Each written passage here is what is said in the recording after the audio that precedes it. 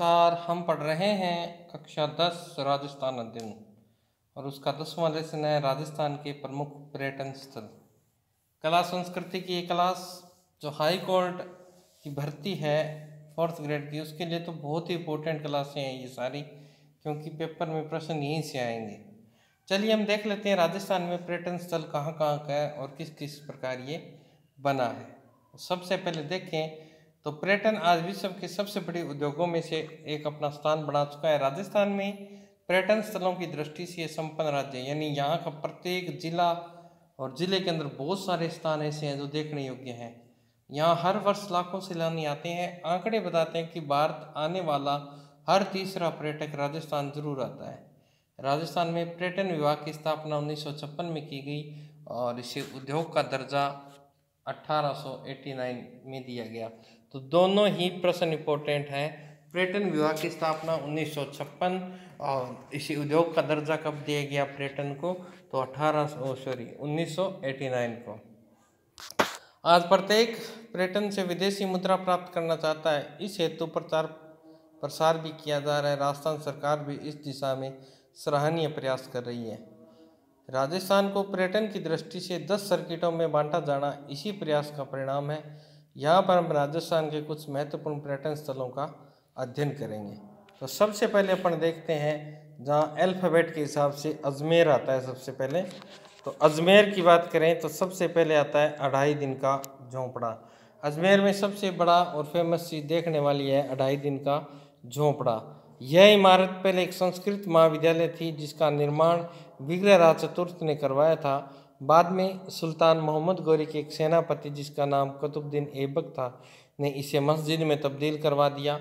हिंदू व इस्लामिक स्थापत्य कला की इस नमूने को सुल्तान इल्तुतमिश ने और ज़्यादा सुशोभित किया। इसका यह नाम पड़ने के पीछे एक किंवदंती है कि इस इमारत को मंदिर से मस्जिद में तब्दील करने में सिर्फ 2.5 दिन ही लगे थे, इसलिए इसे 2.5 दिन का झोंपड़ा भी कहा जाता है।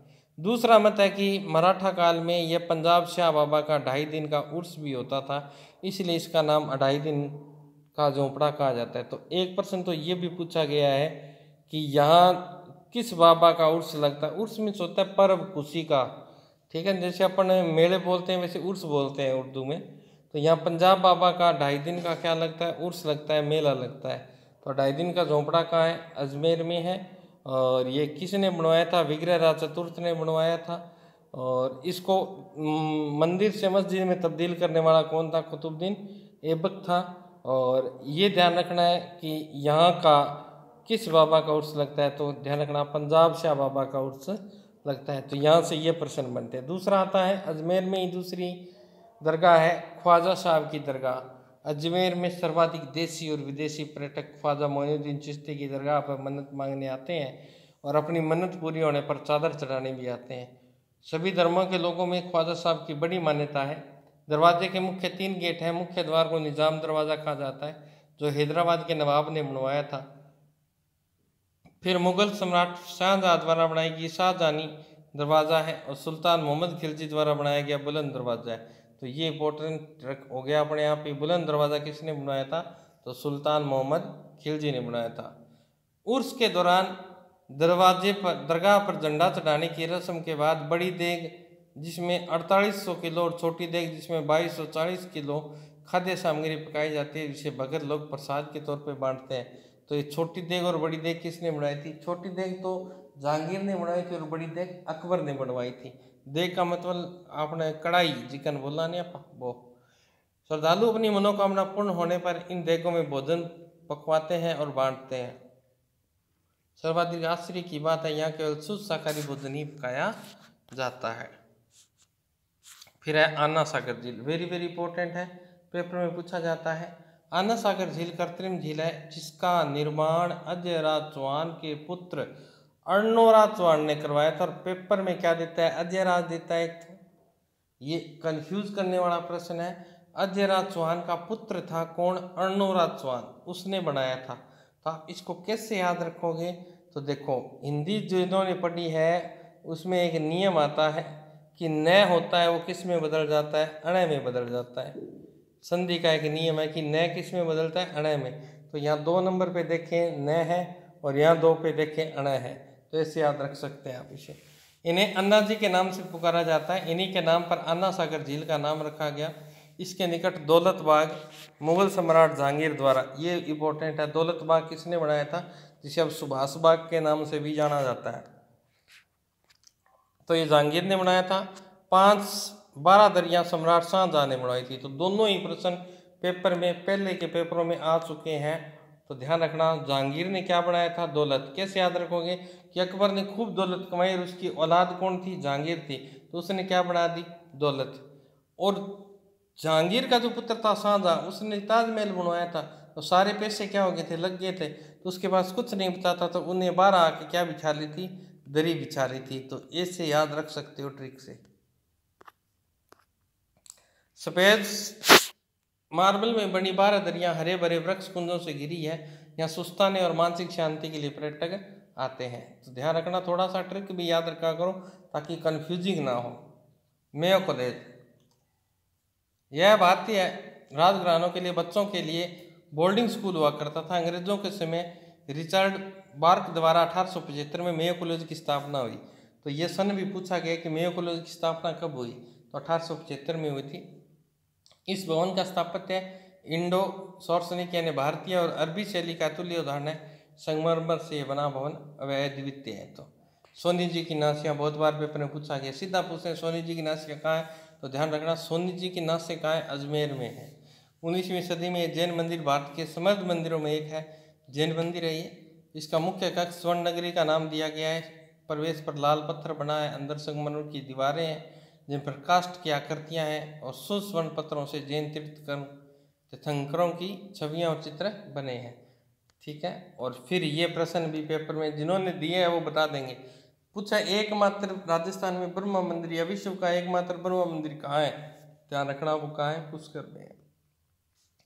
पूरे विश्व का एकमात्र ब्रह्मा मंदिर पुष्कर में स्थित है, जो संगमरमर से निर्मित है। चांदी के सिक्कों से जड़ा हुआ लाल शिखर हंस जी की छवि वाले मंदिर में ब्रह्मा जी की चतुर्मुखी प्रतिमा गर्भगृह में स्थापित है। इसी मंदिर में सूर्य भगवान की संगमरमर की मूर्ति प्रहरी की भांति खड़ी है। और ये इस मूर्ति की विशेषता है कि इसमें सूर्य भगवान को जूते पहने दिखाया गया है। ठीक है, तो ये थोड़ा सा ध्यान रखना। बाकी प्रश्न तो आज तक यही आया है। सावित्री मंदिर भी पूछा गया है, बहुत बार आता है। सावित्री मंदिर का है, तो ध्यान रखना ब्रह्मा मंदिर के पीछे ऊंची पहाड़ी पर सावित्री मंदिर है, जो ब्रह्मा जी की पहली पत्नी थी।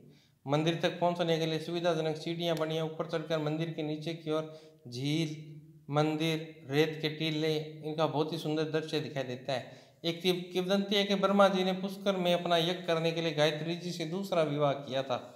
इससे नाराज होकर उनकी पहली पत्नी सावित्री ने उन्हें श्राप दिया कि जिसके फलस्वरूप पूरे विश्व में ब्रह्मा जी का केवल एक ही मंदिर है, वो है पुष्कर में। सावित्री मंदिर पर रोपवे भी सुविधा बनाई गई है। और रोपवे आप जानते हैं कैसे होता है, जैसे पहाड़ी पर मंदिर है तो यहाँ चढ़ना मुश्किल होता है, तो फिर दूसरी पहाड़ी पर क्या होता है, एक ऊंचा स्थान, उनके बीच में तार लगा दिए जाते हैं और उनके बीच में ट्रॉली होती है, तो ये क्या कहलाता है, रोपवे होता है। इस पहाड़ी से उस पहाड़ी पर जाने के लिए रोपवे। तो सावित्री जो मंदिर है उसमें रोपवे की सुविधा दी गई है। फिर है पुष्कर सरोवर, तीर्थराज के नाम से प्रसिद्ध पुष्कर सरोवर सभी तीर्थ स्थलों का राजा है। ये भी पेपर में पूछा गया प्रश्न है कि तीर्थों का राजा कौन है, तो पुष्कर है। इस सरोवर में डुबकी लगाने से तीर्थ यात्रा संपन्न मानी जाती है। ऐसी मान्यता है कि अर्धगोलाकार रूप में 9-10 मीटर गहरी झील में कितने घाट हैं, तो ध्यान रखना 52 घाट हैं। ये आप इम्पोर्टेंट है। फिर हम बात करेंगे अलवर की, कि अलवर में कौन कौन सी चीज़ें देखने वाली हैं। तो अलवर में सरिस्का टाइगर रिजर्व सबसे बड़ा इम्पोर्टेंट है। 1 नवंबर 1955 को इसको अभयारण्य का दर्जा मिला। अभयारण्य शब्द इंपॉर्टेंट कर लेना, हिंदी वाले हिंदी भी ध्यान रखा करो, भय आधा नहीं आता, पूरा आता है। तत्पश्चात सन 1978-79 में इसे टाइगर रिजर्व का दर्जा दिया गया। इसका वन क्षेत्र 1213 वर्ग किलोमीटर है।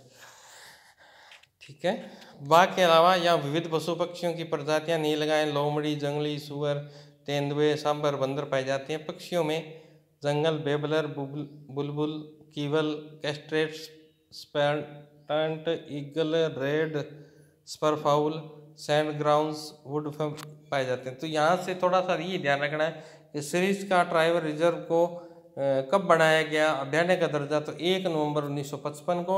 यहाँ इसका वन क्षेत्र पूछ सकता है, तो इसको ऐसे याद रखेंगे। इसमें क्या शब्द है, लवर। लवर जो होता है ना वो बार फिरता है, बार यानी घूमता रहता है, क्योंकि वो तेरे लिए फिरता है, तो 12 और 13 ऐसे याद रख लोगे इसे। बार फिरता है यानी 12 और तेरे लिए फिरता है यानी 13, बस। Bhangarh very very important. Series का वन्य अभ्यारण्य से 50 किलोमीटर दूरी पर भानगढ़ है। कभी समय मिले तो एक बार जरूर जाके आना, क्योंकि भानगढ़ में कहते हैं कि रात को रुकने नहीं देते, भूत ही भूत है वहाँ पे।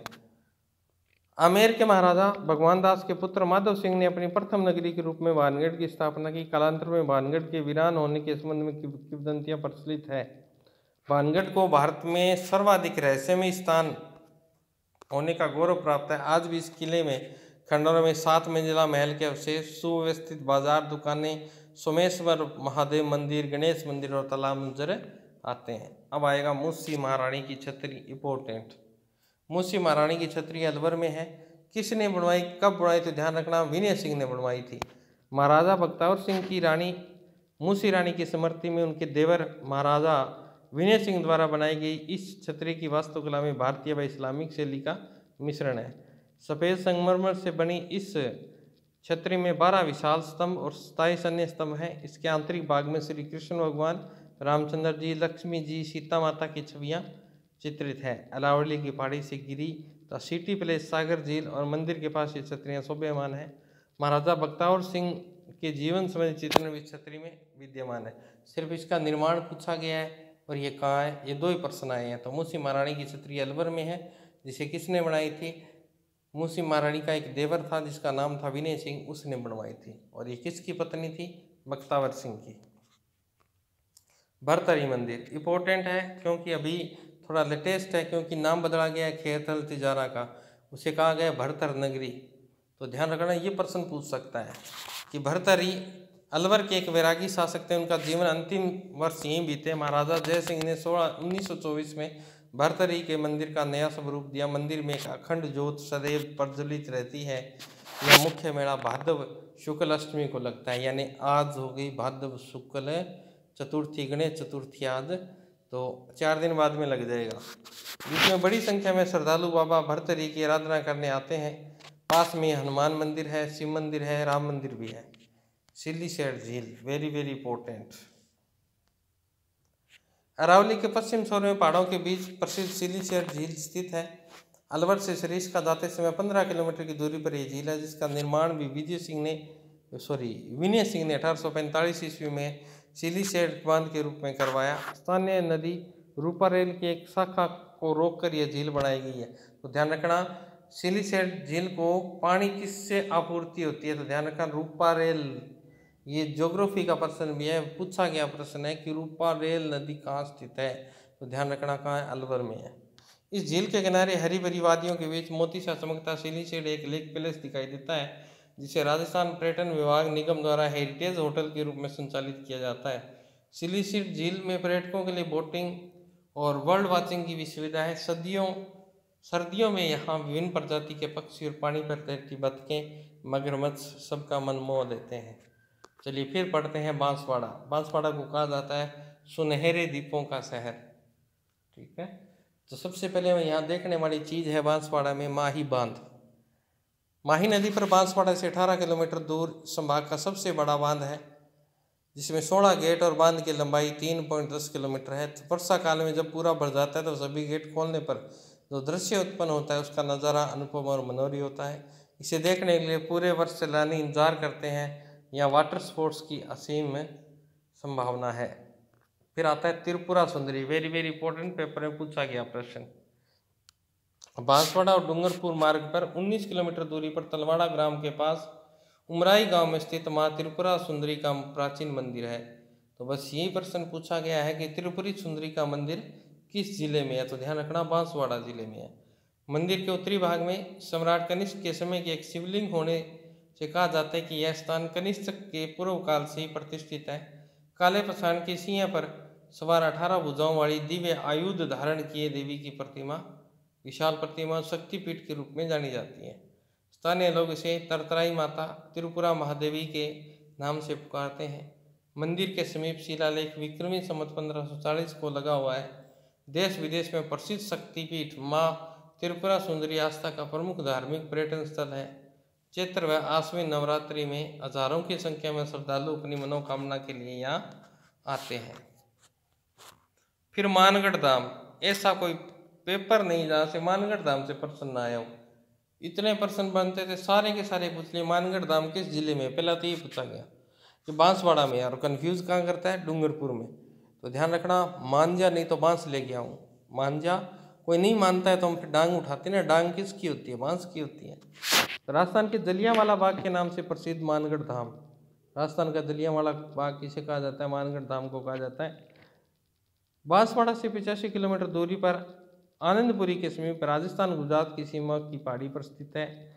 यह स्थान आदिवासी अंचल में स्वाधीनता आंदोलन के अग्रज माने जाने वाले महान संत गोविंद गिरी की कर्मस्थली रहा है। तो ये प्रश्न भी पूछा गया है, संत गोविंद गिरी का संबंध किससे है, तो ध्यान रखना मानगढ़ धाम से है।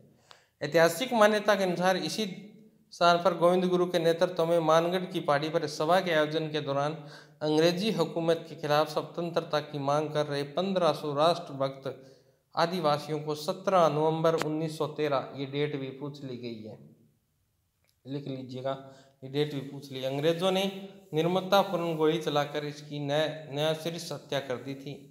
मानगढ़ धाम पर प्रति वर्ष, ये भी पूछा गया है, कब मेला लगता है, तो देख ध्यान रखना, मानगढ़ 4 है ना, और 4 का ये महीना आएगा मार्गशीर्ष पूर्णिमा, मार्गशीर्ष पूर्णिमा, ऐसे याद रखना है। मेले का आयोजन किया जाता है जिसमें राजस्थान, गुजरात, मध्य प्रदेश के हजारों श्रद्धालु आते हैं। वर्तमान में इसे राष्ट्रीय शहीद स्मारक के रूप में विकसित किया जा रहा है। फिर है अब्दुल्ला पीर, यह बोहरा मुस्लिम संत अब्दुल रसूख की लोकप्रिय मंजार है। शहर के दक्षिणी भाग में स्थित यह दरगाह को अब्दुल पीर के नाम से जाना जाता है। हर वर्ष बड़ी संख्या में विशेषता बोहरा समुदाय के लोगों की दरगाह में कि उर्स में शामिल होना आता है ना, कि जहाँ जहाँ खुदा वहाँ कौन दिखा, भगवान दिखा। तो ध्यान रखना, ये भी अब मुस्लिमों के थोड़ा सा इनको याद रखना पड़ेगा। फिर है 12, इंपॉर्टेंट है, एक 12 और पढ़ लेते हैं। 12 में सीताबाड़ी, फेवरेट क्वेश्चन था। सीताबाड़ी का मेला, सीता माता और लक्ष्मण को यह समर्पित मंदिर 12 जिले में है। ऐसी मान्यता है कि भगवान राम और सीता के दोनों पुत्र लव और कुश का जन्म यहीं पर हुआ। इसमें कई कुंड भी हैं, जैसे वाल्मीकि कुंड है, सीता कुंड है, लक्ष्मण है, सूर्य कुंड आदि।